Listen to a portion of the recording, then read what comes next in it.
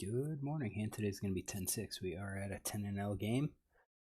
We have under the gun, open raises, by fold, and the big blind calls.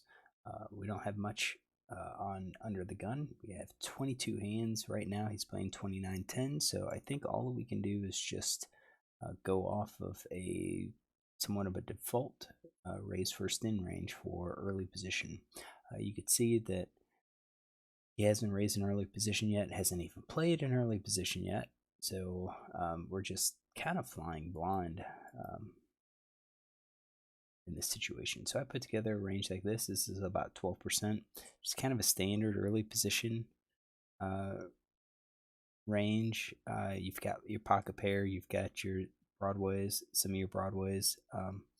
He raised first in, so it tends to be stronger than a limp if he does limp.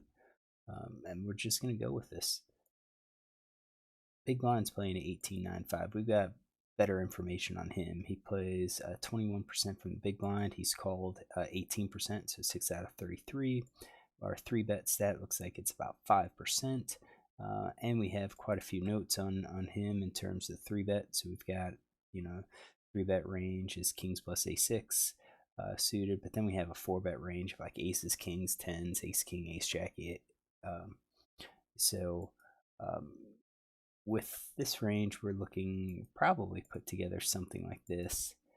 I'm going to kind of narrow up just a little bit and say that it's going to be jacks plus ace queen. That's his 3-betting range.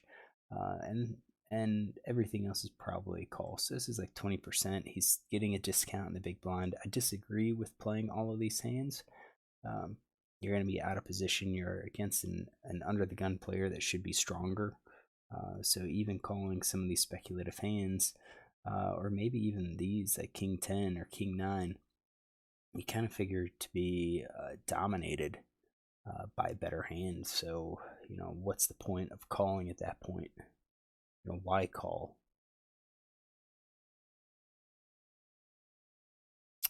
So I'm going to just go with these ranges and move forward.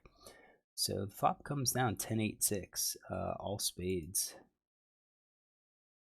Kind of interesting. Now, I do have a note here that says flop 2 pair, never bet on a monotone flop. I don't know when that happened, but I mean, it's good to know that he's capable of doing that. Now, he does donk 20%, so 2 out of 10.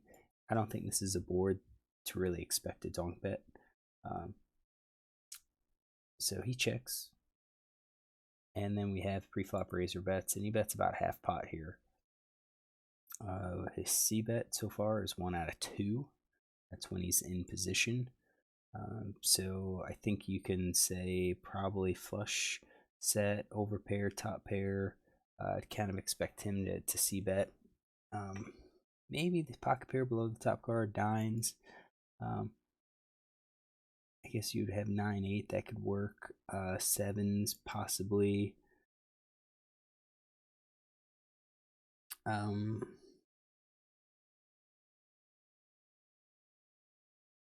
I'd say your good flush draws definitely are probably betting.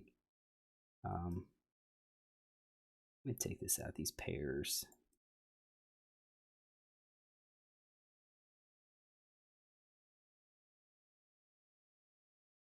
9, 8, 7s. Maybe probably not sevens, but maybe 9, 8, like the middle pair. I don't think you should be betting all of that. I think given the hands, yeah, you're gonna have flushes, you're gonna have sets, but when you look at overall breakdown, you don't have a massive number of value hands here. So and you're gonna have some of these flush draws. So you're gonna have a lot of flush draws that could balance these value hands, which means you don't really need these middle cards. And that probably also means you probably don't need like your gut shots, some of your straight draws either. So those could be like your checking hands, checking ranges. Overall, this guy has those middle cards, has more of those middle cards that hit this flop. So I don't think we're really going to be attacking as frequently as we usually are in a Cbet situation. So we're gonna say he Cbets something like this. That's 60%. This guy calls. And we're gonna give him flush draws. Contemplating giving him all of the weak draws. His fold to Cbet stats actually pretty high, so I don't think he's gonna get crazy on calling. Probably calls with open ender. Probably calls with at least a third nut plus. I think he calls with probably the flush. Probably all of these top pair hands.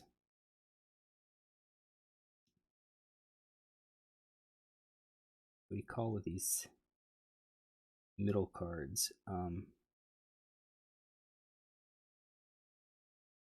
The gut shots, we will get rid of like the 7. And we'll leave those in. I think A7's about the only one that I just don't really like. So 60% for him. Ace clubs comes out. Check. This guy checks. Now that's kind of interesting. So the ace does improve your equity. I mean, of all the overcards, and we should go back. With the overcards because the no mate hands. I do think you're getting these broadways that are betting. Possibly all of them. So that brings it up to 91%. All right, so knowing that he might be betting those, this card hits him. Hits all of the cards, all of those bluffs, the ace king, ace queen, hands that you would expect to see bet, that you do see a lot of people see bet. So now when the ace comes and villain 4 checks, right? Villain 5 should be betting. As a bluff. I mean, you're going to represent the ace. You get some value there. It's consistent with having ace king, ace queen. If the river is not a spade, you could probably bet and pick up the pot if he's drawing to that like lone flush. So if he has like a king of spades or a queen of spades that he's calling, or maybe even he has a jack 9 hoping for a straight. He didn't. They both checked. So I'm going to say this guy checked probably 100% of his range. But this guy checked behind. So I'm going to say the flush. He probably doesn't have the flush.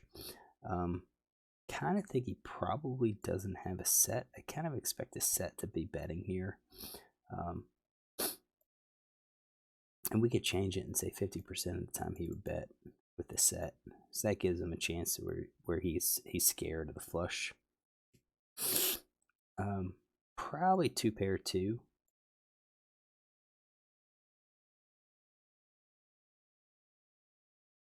So I do expect top pair to have continued betting. He didn't. So you could have these pocket pairs less than the top card. All the rest. I think nut flush draw is going to be betting here. With the ace, they've just connected. I kind of think the king would too.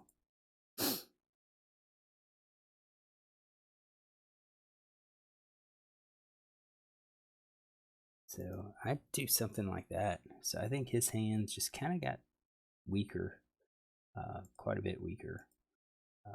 King of clubs comes out. I think once he checks behind on the turn, that he probably just needs to check behind here, unless he's got some value, because I don't really think he's gonna succeed in getting a bluff through. So this guy has an opportunity to bet. He chose not to. I'm gonna say his flush. I would have assumed straight flush would bet here at least a little bit. I think the nut flush draw would be betting here. Go for a little bit of value. Probably the king high flush too. So we'll leave like the queen high flush and the weaker flushes. I think the straights and sets are probably just checking as well. Maybe he's bluffing. Maybe he's not. But we've narrowed his range a bit. Not a whole lot. Villain 5 checks behind, so I think he's got everything else. I don't think he's going to be betting here. So, yeah, I think this guy is going to be betting, try to get that one extra bet in, unless he has 2 pair, in which case he's still could be checking because he's afraid of the flush. All right, so he shows Jack 10.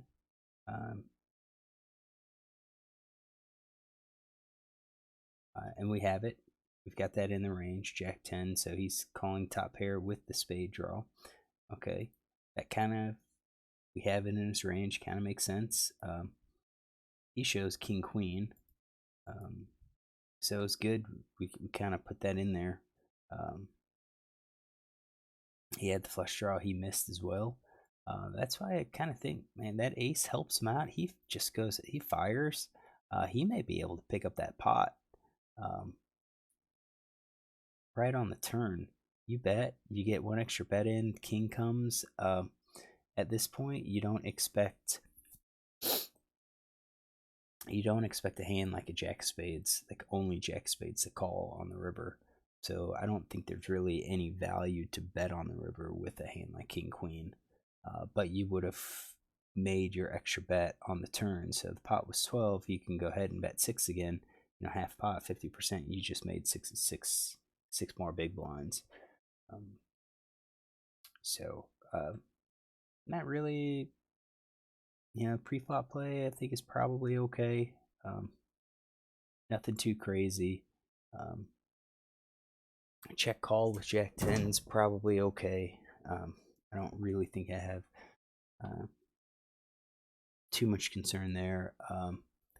He checks the turn, and I think I'm okay with checking the turn. And then once you check the turn, I don't think you could bluff the river, not with the king that comes out. I think maybe if this was like a low card, so less than the board, I think then Jack 10 could go ahead and bet. Because I think you'd be safe that villain doesn't have the ace. I'd be worried about any other Broadway card that comes out. Even a jack, I'd be wary. Jack would be a bad card to come out because this guy's gonna call, with 2 pair. I think mistake I have is this guy. He Cbet, and I'm okay with the Cbet. And then that ace improved his fold equity. It really did. Improved his fold equity. Didn't really change his hand much, but it improved his fold equity, and he should be betting. And there's definitely a possibility that this guy folds, which allows King Queen to pick it up without having to hit a hand.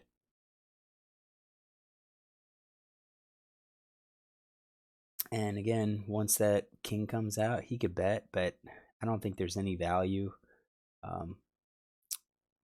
with betting because all of the missed flushes are going to fold. So I think that's what I'm going to go with.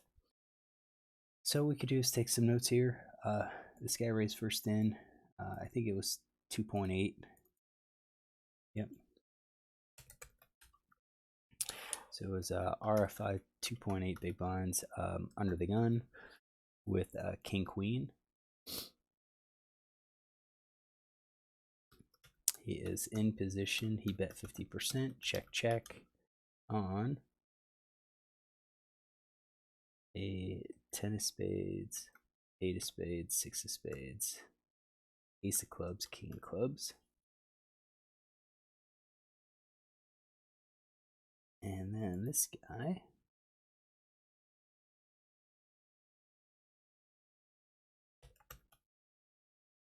I think he would just call under the gun, 2.8 big blind RFI in big blind with jack of spades, 10 of clubs, I believe, 10 of diamonds. Out of position, check call 50%, check. All right, so we're gonna wrap that up. Went through a hand, took a few more notes, kind of worked through it. Start to see that you bet, that's fine, but then once you go check, hands tend to start getting weaker. Don't be afraid of that spade. All right, hopefully you enjoy this. If you do, look tomorrow for another.